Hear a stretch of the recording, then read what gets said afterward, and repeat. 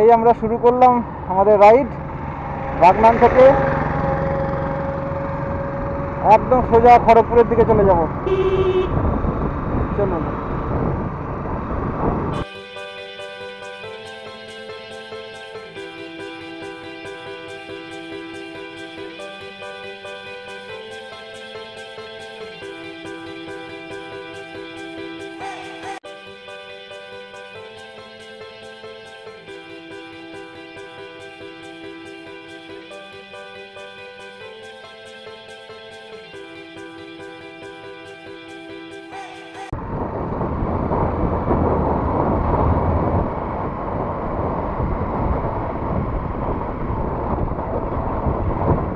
এখান থেকে দুর্গাপুর, বাঁকুড়া, বিষ্ণুপুর, মেদিনীপুর সব যাওয়া যায় এই রাস্তা থেকে।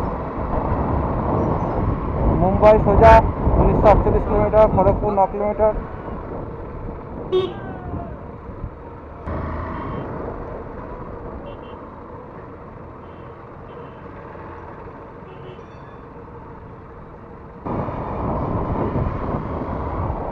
কিছুটা আসার পরেই ডান দিকে একটা টার্ন, ইউ টার্ন, এবং আমরা এই রাস্তার মধ্যে এসে পড়েছি। এখান থেকে আর 19 মিনিট, গুগল ম্যাপ অনুযায়ী 8 কিলোমিটার। দেখা যাক কখন পৌঁছাই।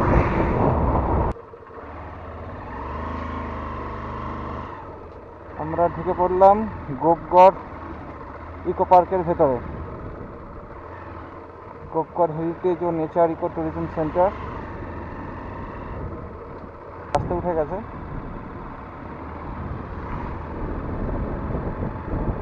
দেখে নি। আচ্ছা,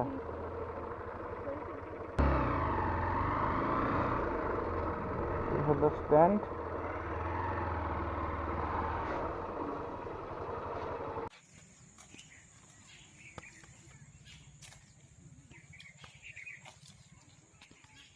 আচ্ছা, এখানে ক্যামেরা বের করলেই 300 টাকা ফাইন হতে পারে, মানে এখানে এসে জানতে পারছি সেটা, সেজন্য ক্যামেরাটাকে আপাতত ব্যাগের ভেতরে ঢুকিয়েছি।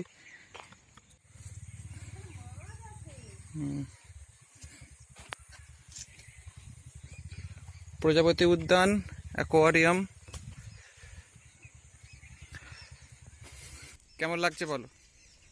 খুবই সুন্দর, খুবই মনোরম একটা পরিবেশ। দিনের যে কোনো সময় এখানে এলে খুবই ভালো লাগবে, চোখ জুড়িয়ে যাচ্ছে। বিশেষ করে কারণ আমি এতটা রাস্তা এসেছি, এত গাড়ির হর্নের আওয়াজ, তারপর এখানে এসে একটা শান্ত পরিবেশ, জাস্ট অ্যামেজিং।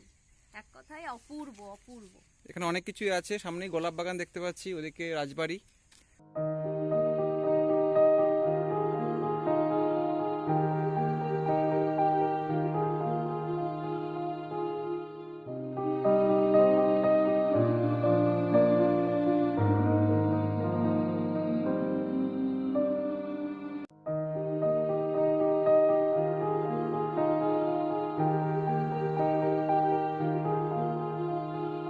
অপূর্ব একটা গাঁদা ফুলের বাগান দেখুন।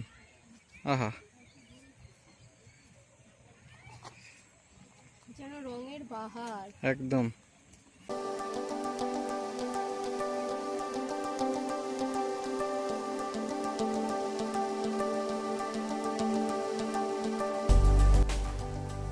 এই হলো গোপগড় ইকো পার্ক। খড়গপুর থেকে 25 কিলোমিটার এবং মেদিনীপুর থেকে 5 কিলোমিটার দূরে। মহাভারতের বিরাট রাজার স্মৃতি বিজড়িত গোপগড়।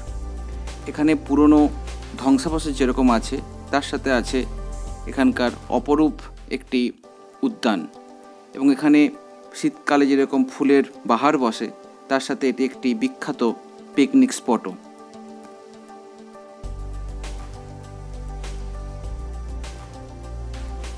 সবাইকে অসংখ্য ধন্যবাদ, এবং নতুন যদি আমাদের চ্যানেলটি ভিজিট করেন অবশ্যই সাবস্ক্রাইব করবেন এবং লাইক অ্যান্ড শেয়ার করতেও ভুলবেন না। Thank you very much.